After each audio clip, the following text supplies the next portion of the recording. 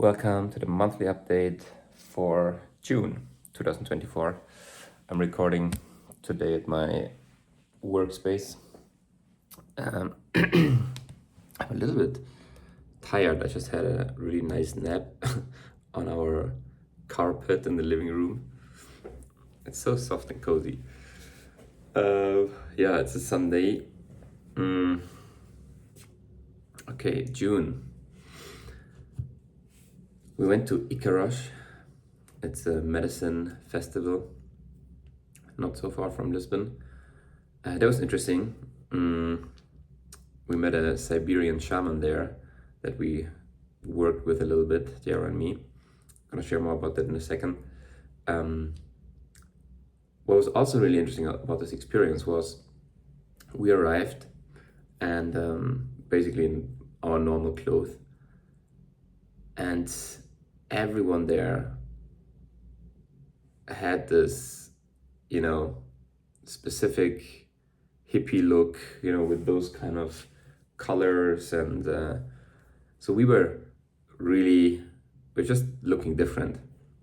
And there was this big artisan market, and we did end up buying a lot of things, which I like, this kind of more natural clothing style. But the question came up for me was how much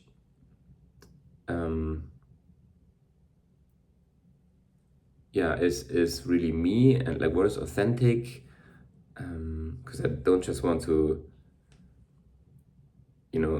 simulate what a certain group of people is doing, but I also have like this sweatshirt which I really like, which is different, right? And like what is authentic to me? I guess like it's an ongoing question anyway, because as I change and transform in my environment as well, but that question or came to the surface.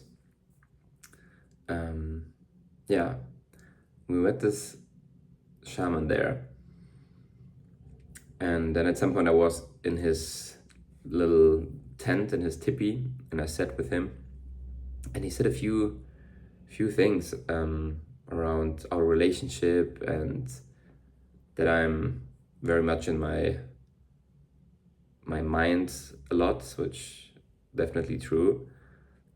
It surprised me. Some of the things he said was like, oh, that's quite accurate. And then he just gave basically some advice and tips. And I was like, okay. I'm not really into that type of shamanism so much. It's a lot about talking with spirits, and it's just very, maybe esoteric, I would say. Doesn't resonate with me so much. And this is also part of like realizing what is authentic to me, right? Like keeping an open mind, and then also being like, not so much my type of spirituality. But I did have another short call consultation with him again, that he invited me to. It was like 15 euros. So it's like, okay, even if I just get a tiny bit of value or nothing at all, 15 euros. And that happened 2 or 3 days ago. And I would say it was valuable again, just like a little nudge, that I can use as motivation to like, okay, there are certain things I need to take care of. It has like the theme maybe for me right now is a lot about stepping more into my power, and also taking care of myself. Like what are the things that I want and need, and then really claiming them. So that happened. Maybe I'm gonna switch the order a little bit. I also had a second core energetic session with someone here. His name is Nuno, and it was good, better than the first one, I would say. I'm not quite sure yet if I want to continue or not, but in a similar way, yeah, what came up was around I need to really move my body and exert myself and yeah, take breaks from sitting here in front of my laptop and so on. Um, yeah, and that's something that I'm responsible for making happen. Um, and I already, even before I had this session, initiated that on Monday I'm gonna go to this tricking gym where they do, backflips and martial art kind of movements. And yeah, so maybe this can be something that I do once or twice a week, and then I want to play paddle at least once a week. Uh, yeah, really find spaces where I can be in competition, right? To really see, okay, if I give everything I have, like where am I at? Uh, yeah. One other thing that is maybe kind of random, but not so random for me and interesting, is so astrology. I come from a scientific background. Astrology never made any sense to me at all. And I know all of the psychological, not maybe not all, but I know the psychological mechanisms, right? That we hear something that is like quite generic, but then we apply it to us and like, oh, this is exactly talking about my life. Um, so yeah, I was never really into it. I can also see the maybe misuse. Yeah, people justifying themselves because they are a certain sign. Um, but it's also so so many people believe in that, and especially women. You meet them like when what's your sign, and so yeah, it pops up over and over again. And then I recently listened to a podcast episode from Aubrey Marcus with this Debbie, I think is her name, an astrologer. And he also was extremely skeptical. But then they had a session together for like a few hours, and now he believes in it. And it was interesting to hear, yeah, maybe more nuance and how complex it is from her perspective. Yeah, I'm not convinced because not my personal experience, but I can believe that I can sit down with someone who really, really understands that stuff, and yeah, then maybe something will shift. One of the things that was interesting was in her understanding, because of the star constellation, or basically that our souls choose to be born as a human in a specific time in a specific way. There is a purpose that is predefined, rather than what I tend to believe is, well, there's no inherent purpose, but we can choose a purpose for ourselves. And even though often it doesn't seem like a choosing, it just seems like maybe more of a finding, because of our past experiences and what people told us and beliefs and so on. And I think it's really useful to have that as a direction in life. And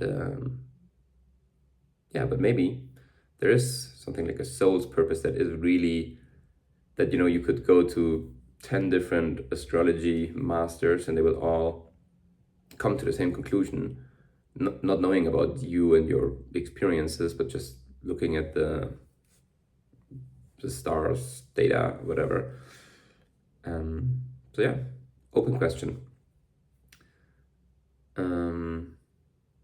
My dad came to visit. That was cool. So we spent 2.5 days or so, and then they were traveling for a week, and then they came back to our place for another 2.5 days. Yeah, we had a really good time.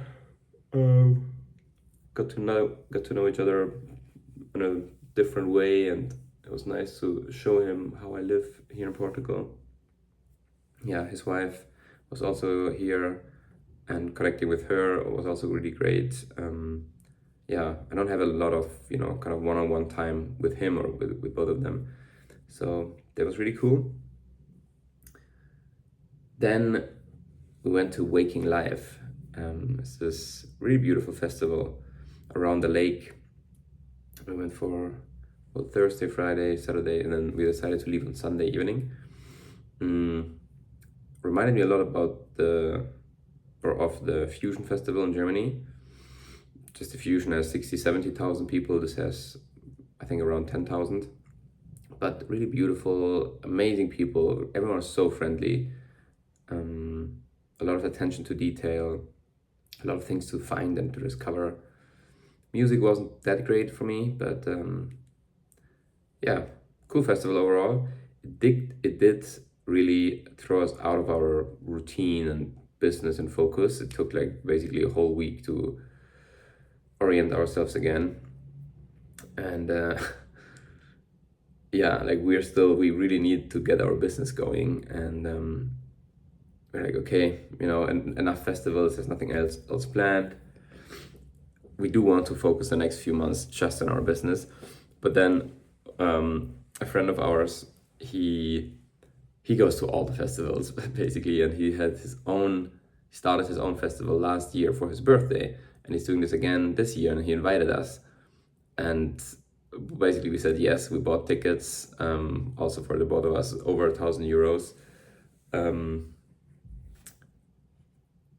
Yeah, so it was funny. We were like, okay, enough of this, let's focus on our business. And then we say yes to the next thing.